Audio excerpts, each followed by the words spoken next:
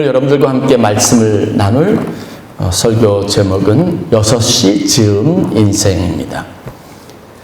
시간이 가지고 있는 고유한 이미지가 있습니다. 사람들은 이 시간이 가지고 있는 숫자이지만 이 의미 안에서 자신들이 무엇을 해야 할지 또 어떤 단계로 넘어가야 할지 등 인생의 다양한 것들을 이렇게 합니다. 그래서 보면 여러분들이 시간을 단위로 해서 뭔가 변화도 주고 또 새로운 일을 하기도 하고 거기에 맞춰서 여러분은 스케줄을 맞추기도 합니다. 그래서 성경은 시간에 대한 숫자를 여러 개 사용을 하고 있는데 특별히 오늘 6시라고 하는 이 시간에 대한 언급은 우리들에게 또 독특한 하나의 상황을 이해하도록 돕습니다. 오늘 우리가 읽은 본문 요한복음 4장 5절부터 8절 말씀을 보면 6시라고 언급하고 있는 그 시간에 거기에서 일어난 일들을 이제 다음과 같이 묘사하고 있습니다. 예수님께서 사마리아로 가고 계셨습니다. 그것은 야곱이 자기 아들 요셉에게 준 땅 세겜하고 가까운 곳에 위치해 있죠. 이때 예수님과 제자들은 여행을 하면서 사마리아 성을 근처에 가게 되는데 지쳐 있었고 목이 말랐고 성경 표현대로 피곤해 있었습니다. 그 제자들은 먹을 것을 구하기 위해서 성내로 들어가고 예수님 혼자 남아있는 상황에 거기 한 우물을 발견했습니다. 그런데 그 우물에 한 여인이 있었습니다. 그 여인에게 다가가서 예수님께서 마실 물을 요청을 합니다. 그 시간이 6시라고 하는 의미 안에서 보면 6시는 어쨌든 그 공간에 있는 모든 사람들이 지치고 피곤하고 굉장히 궁핍하고 여러 가지 재충전이 필요한 어떤 상황을 의미하는 단어로 사용이 되고 있습니다. 우리 인생에도 이와 같이 6시 즈음의 시간들을 살아가는 순간들이 참 많이 있습니다. 육체는 힘들고 피곤하고 마음은 어두움으로 가득 차 있고 희망과 소망보다는 절망이 훨씬 더 강하고 어떤 일을 의욕적으로 하려고 노력하기보다는 그냥 지쳐서 뭔가 재충전이 필요한 그런 절대적인 피로가 있는 시간이라고 할 수 있습니다. 절망감이라고 하는 건, 피로감이라고 하는 건 인생의 굉장히 부정적인 의미의 단어로 쓰이고 있습니다. 그런데 그렇다고 이 절망이라고 하는 건, 피곤한 인생이라고 하는 것이 반드시 부정적이지만은 않습니다. 또 다른 이면에서 보면, 다른 차원에서 보면 이것은 새로운 기회, 새로운 어떤 도전을 할 수 있는 시간이라고 하는 의미가 되기도 합니다. 힘든 길을 선택하라, 벼랑 끝에 선 사람이 가장 강하다라고 하는 유명한 말이 있습니다. 힘든 길을 의도적으로 선택하라는 거예요. 벼랑 끝에 내몰리라고 말하는 겁니다. 그러면 그곳에서 우리가 의외로 가장 이전에 없었던 가장 강력한 힘을 갖게 될 것이라고 도전하는 겁니다. 이것과 관련해서 여러분들이 잘 아는 고사성어가 있습니다. 배수의 진이라고 하는 표현입니다. 이 이야기는 한나라 명장인 한신이 조나라 군대 20만 대군과 전쟁을 벌였던 당시의 상황을 배경으로 하고 있습니다. 한나라의 한신 이 장군이 조나라의 20만 대군이 공격을 해온다는 소식을 듣고 맞닥뜨려 싸워야 하는데 자신이 거느리고 있는 군사의 수가 많지 않았습니다. 잘 훈련된 기병 2,000명의 기병들이 있었고 나머지는 그냥 오합지졸뿐인 여기저기 긁어 모았던 잘 훈련되지 않는 군사들 10,000명이 있었을 뿐입니다. 이 12,000명을 가지고 20만 대군과 맞닥뜨려 싸우는 것이 불가능한 일이었습니다. 그러나 어찌됐든 그냥 항복할 수는 없고 맞닥뜨려 싸워야 합니다. 그때 한신이 세운 전략이 바로 배수의 진입니다. 10,000명의 군대를 강이 있는 등 뒤에 강이 있는 곳에 진을 치게 만들고 그리고 2,000명의 기병들을 매복을 시켰습니다. 이 10,000명에게는 더 이상 물러날 곳이 없다. 뒤로 물러가면 물에 빠져 죽는 겁니다. 단 한 가지 방법이 있다면 앞에 열려진 길인데 그 열려진 길에 20만 조나라의 군사들이 오는 겁니다. 그들을 싸워서 물리치지 않으면 당신이 죽는 것인 거죠. 이런 절대절명의 상황들 앞에 그들을 놓이게 만들고 거기에서 맞닥뜨려 싸우게 했습니다. 의외로 10,000명의 훈련되지 않은 군사들이었지만 자기의 목숨과 가도 달려있는 일이기 때문에 거기서 죽을 힘을 다해서 싸웠고 그 전투에서 12,000명의 한신이 이끄는 한나라 군인들이 20만의 조나라 군인들을 전부 다 물리쳤다는 이야기입니다.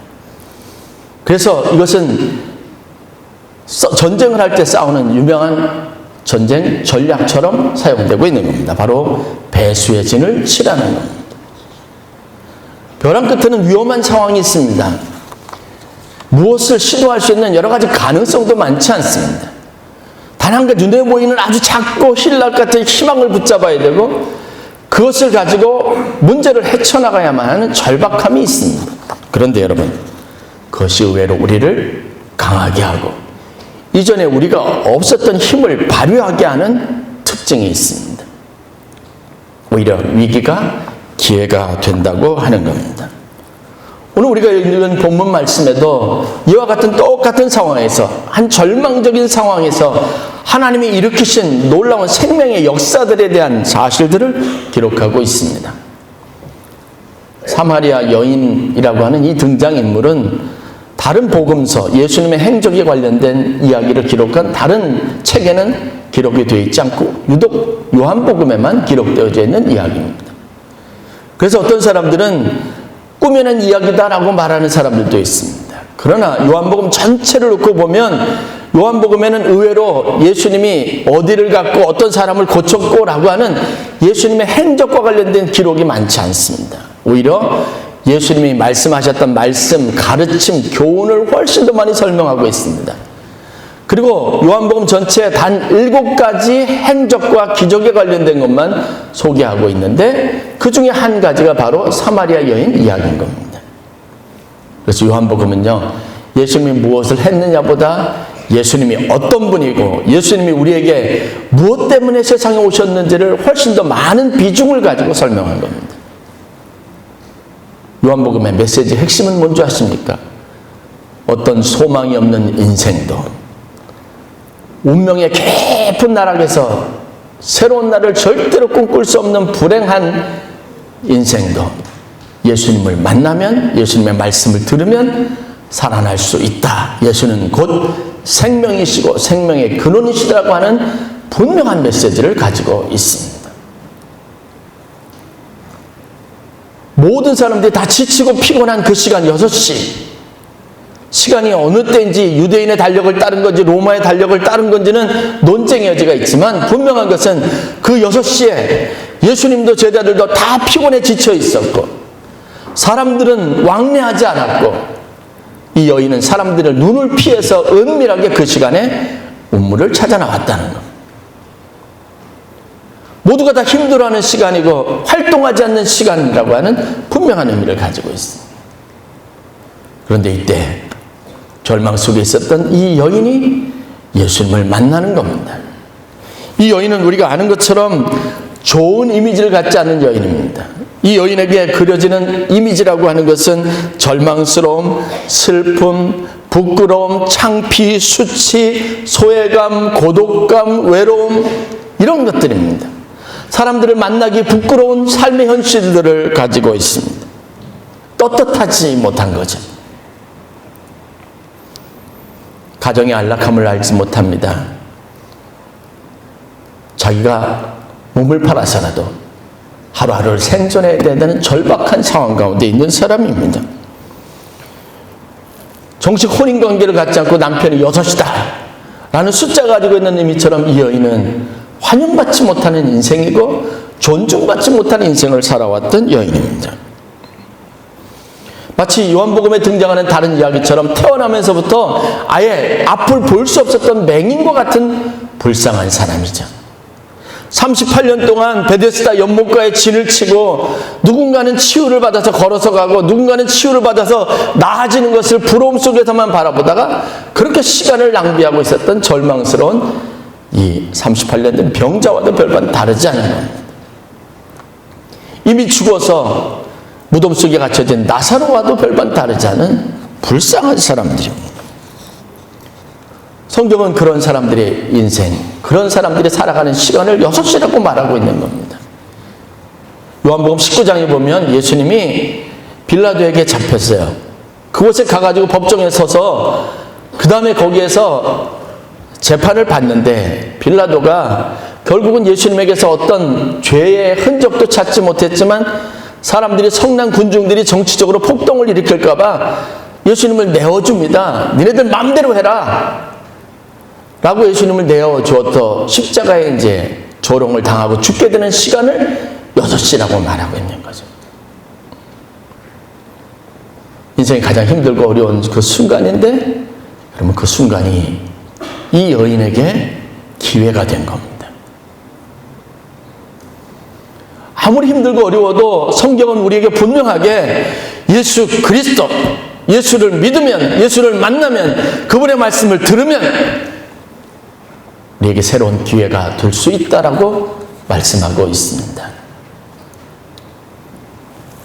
깊은 산골에 살고 있는 한 소년이 있었습니다. 비가 너무 많이 쏟아져서 바깥 집안에 꽁꽁 묶여 있다가 문을 열고 나가보았습니다. 비가 그쳤는데도 비가 많이 와서 홍수처럼 나가지고 모든 것을 다 쓸어버렸습니다. 문제는 집 앞에 길이 있는데 큰 나무가 쓰러져 길을 막고 있는 겁니다. 소년이 혼자서 이 나무를 치우려고 애를 쓰지만 나무는 크기가 워낙 커서 무거워서 꼼짝을 하지 않습니다. 소년의 힘으로는 도저히 불가능한 겁니다. 뒤에서 이 광경을 가만히 지켜보던 아버지가 자기 아들에게 물었습니다. 얘야, 내가 할 수 있는 일 다 해봤냐? 예, 아빠. 제가 할 수 있는 일 다 해보았어요. 나무를 움직여보려고 했지만 가지를 잡아도 이 밑둥을 잡아도 저 끝을 잡아도 움직이려고 해도 도저히 움직이지 않아요. 그때 아버지가 이야기합니다. 아니다. 아빠가 생각하기에는 내가 있는 힘을 다 한 것 같지는 않다. 아들이 묻습니다.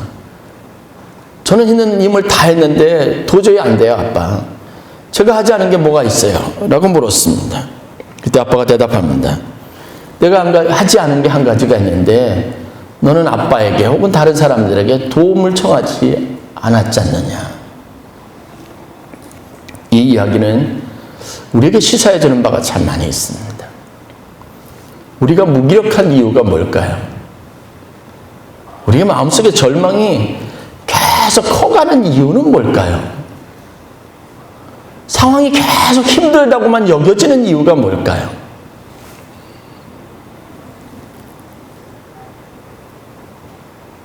저희 어머님이 올해 80이십니다.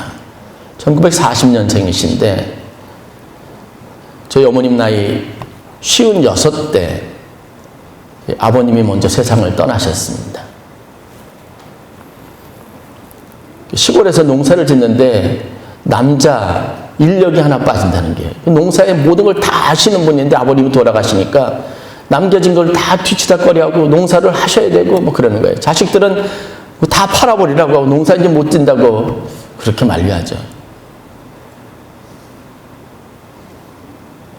그리고 남편이 없다는 것 때문에 처음엔 서러움도 많이 당하셨습니다. 언젠가 한번 저희가 집을 방문했는데 저희 어머님이 눈물을 흘리시면서 서러워서 못 살겠다고 그러신 때가 있었습니다. 마을에 내려가셔서 뭔 이야기를 하는데 남편이 없다고 거의 참여시켜주지 않는 거예요. 당신의 자격이 없다는 이야기를 들어가지고 굉장히 많이 서운하셨던 것 같아요. 서럽다 하시던 기억이 납니다.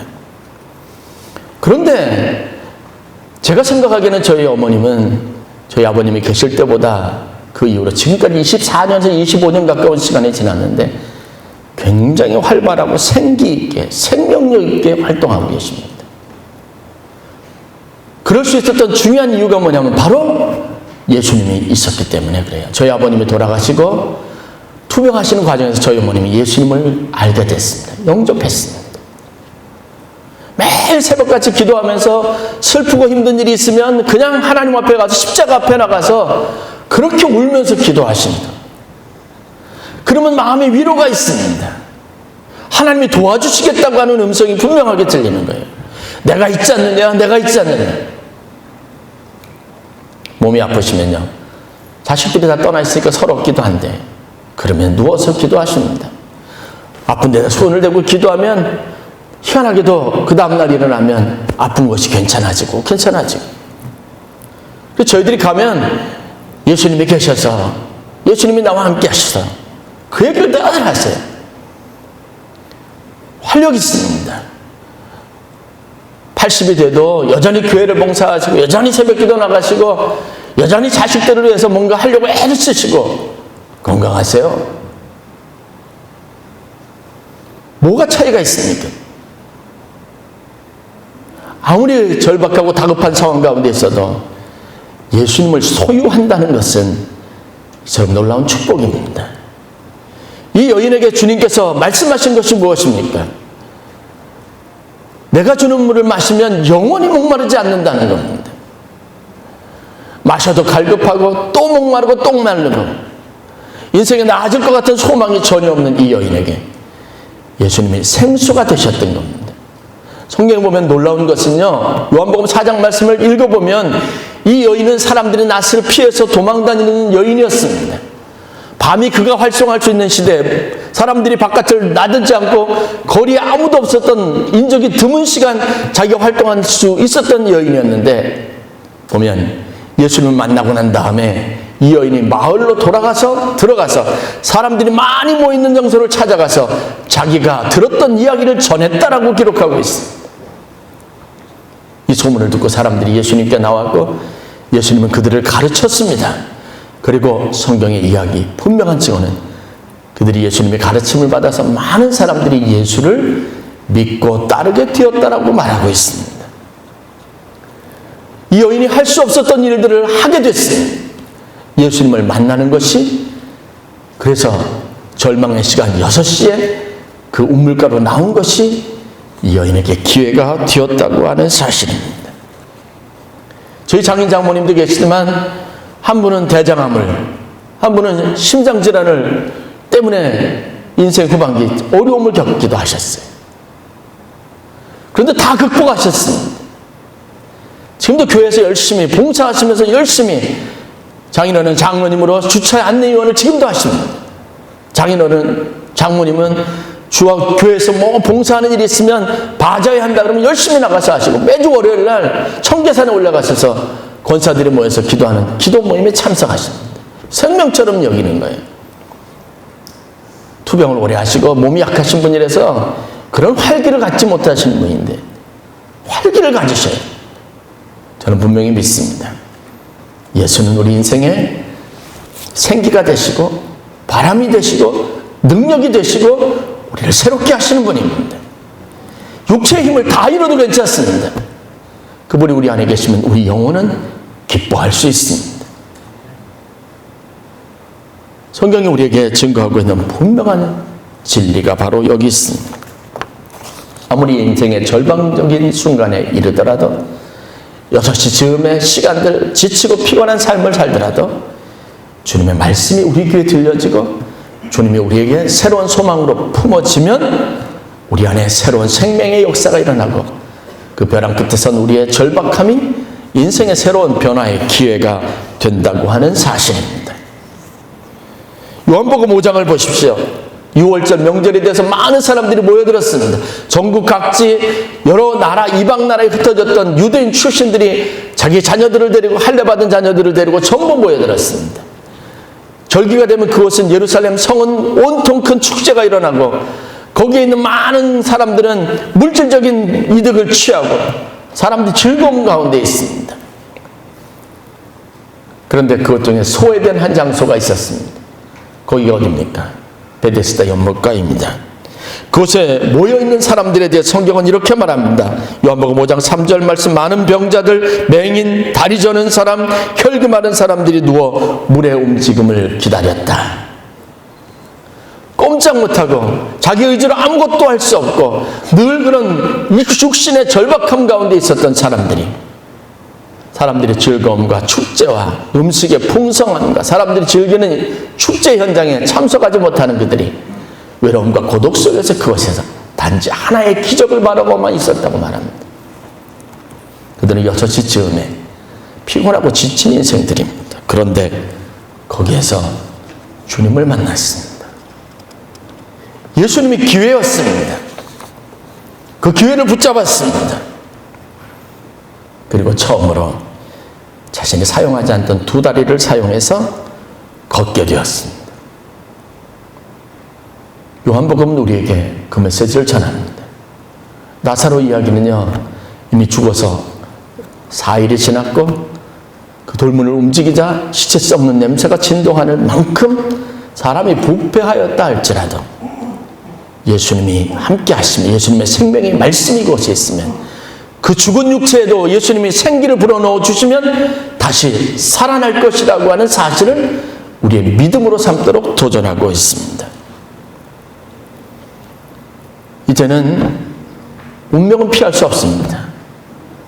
우리가 살아가는 환경도 우리가 마음대로 바꿀 수 없습니다. 내 몸에 찾아온 질병도 내가 이제는 맞닥뜨려 싸워야 할 인생의 과제일 뿐입니다. 그러나 문제는 그런 운명과 같은 싸움에서 우리가 새로운 힘을 가질 수 있다는 겁니다. 기회를 제공받을 수 있다는 겁니다. 나아질 수 있는 기회, 새로워질 수 있는 기회, 변할 수 있는 기회를 얻을 수 있습니다. 지금처럼 슬프게만 지나지 않고 나도 웃을 수 있고 나도 행복할 수 있는 시간들이 우리 앞에 놓여져 있습니다. 바로 예수가 기회입니다. 예수님의 말씀을 들으십시오. 예수님이 주시는 생수를 마시기를 바랍니다. 그 생수는요, 몸속에서 솟아나서 영원토록 우리를 목마르게 하지 않을 거라고 하는 사실을 알아야 합니다. 주님은 6시쯤에 절망적인 시간을 살아가고 있는 우리에게 지금껏 한 번도 평안하지 못했고 기뻐할 수 없었던 삶 속에 내몰린, 인생 속에 내몰린 우리에게 단 한 번의 기회가 될 수 있음을 믿으시길 주 이름으로 간절히 축원합니다. 그 기회로 찾아오셔서 우리에게 말씀을 들으라고 하시는 겁니다. 마시라고 말하는 겁니다. 취하라고 말하는 겁니다. 저는 영어 표현에 get involved라고 하는 표현이 있습니다. 사람들이 간섭받는 거 여러분 싫으시죠? involve라는 말은요, 간섭하다, 개입하다 이런 뜻이에요. 주님을 여러분들에게 인생에 간섭하게 하시는 주 이름으로 간절히 축원합니다. 여러분 인생에 개입하게 하세요. 그래서 여러분들의 문제를 다루도록 하셔서 하나님을 통해서 새로운 생명의 역사를 경험하시는 주의 자녀들이 될 수 있기를 주의 이름으로 간절히 축원합니다. 기도하겠습니다.